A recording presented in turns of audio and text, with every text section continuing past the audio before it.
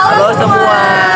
Kami dari kelompok 3 bakal telepon SNPTN 1 Jakarta. Ikuti terus ya. Dadah.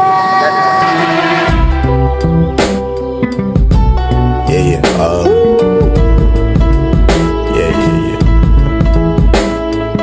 Halo semuanya, hari ini kita lagi berada di salah satu saksi bisu sejarah pendidikan di ibu kota, yaitu SNPTN 1 Jakarta. Berdiri kokoh di jantung Jakarta, bangunan ini adalah saksi bisu sejarah pendidikan bangsa. Gedung ini awalnya dibangun pada tahun 1907 sebagai Eerste Schoolde, sekolah pribumi pertama milik pemerintah Hindia Belanda di Batavia. Seiring semangat kemerdekaan, pada tahun 1947, pemerintah Republik Indonesia mengambil alih gedung ini dan mendirikan SMP Negeri 1 Jakarta, yang tercatat sebagai sekolah menengah pertama yang berdiri di ibu kota. Sebenarnya kalau yang melatar belakang pembangunan sekolah ini sekolah sejarah ya. Jadi dulu kan dikenal dengan nama RT School there. Nah, sebenarnya D itu ada lanjutannya Cikini, jadi RT School de Cikini, di mana sekolah ini adalah sekolah untuk rakyat.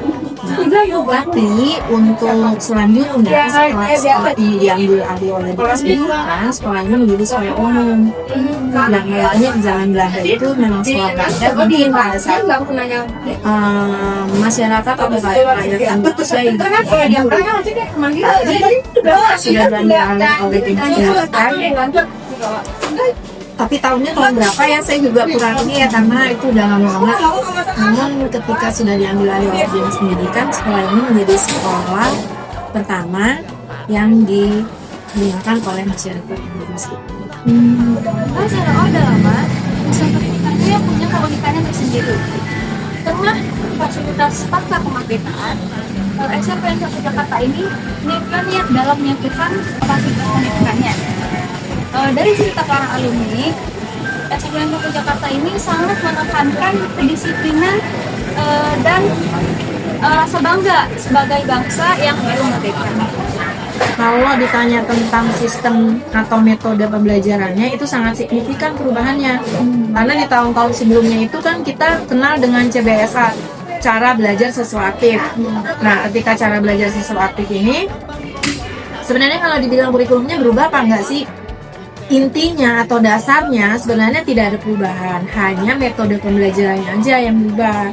Kalau dulu metode pembelajarannya lebih kepada teacher center, atau kita nih banyak ngomong di kelas, ceramah gitu ya. Tapi kalau makin kesini, makin berfokus pada aktivitas siswa, di mana nanti ketika kita ngajar di kelas itu yang tadinya siswa memperhatikan guru, kemudian mendengarkan, mencatat, baru dikasih kesempatan siapa yang mau bertanya gitu. Nah sekarang nggak, dibalik.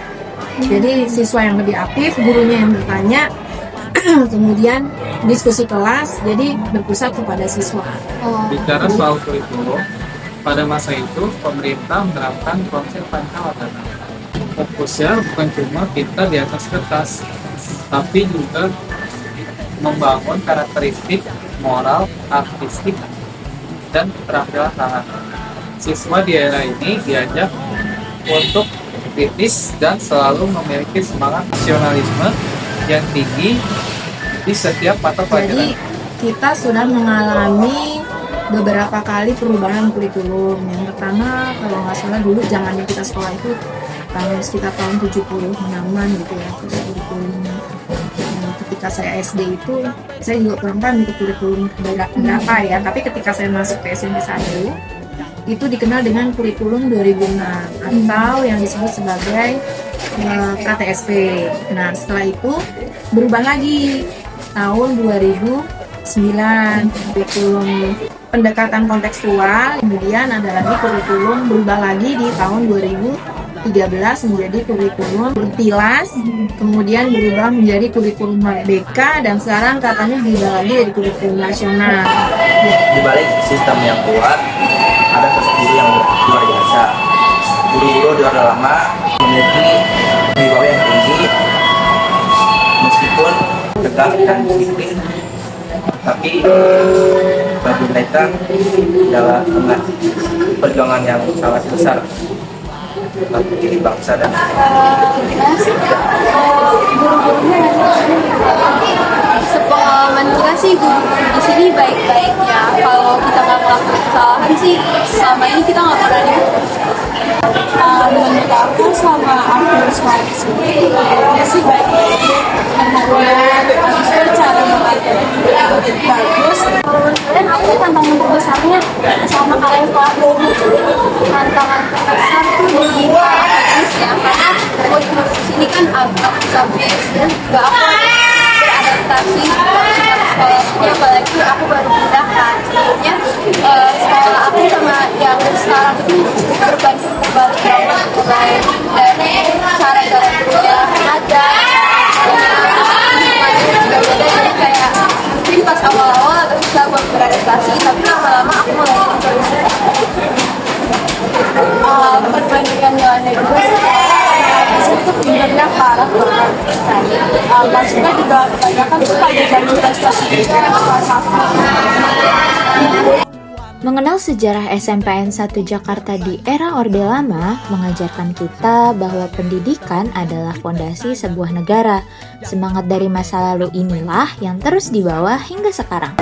Sampai jumpa di penelusuran sejarah berikutnya.